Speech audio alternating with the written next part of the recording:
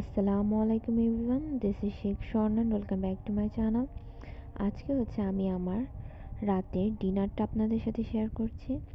আজকে রাতে ডিনারে নিয়েছি গরম গরম ভুনা খিচুড়ি, সাথে নিয়েছি গরম গরম গরুর মাংস ভুনা।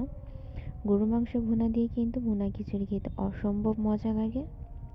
আর এর সঙ্গে নিয়েছি 2 পিস লেবু এবং আমার ভীষণই পছন্দের কাঁচামরিচ আর পেঁয়াজ। পেঁয়াজ দিয়ে কিন্তু খিচুড়ি খেতে ভীষণই ভালো লাগে।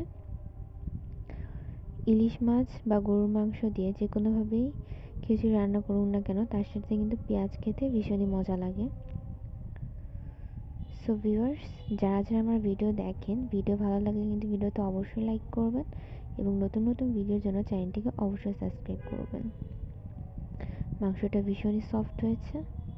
এরকম সফট মাংস খেতে কিন্তু সবারই ভালো লাগে।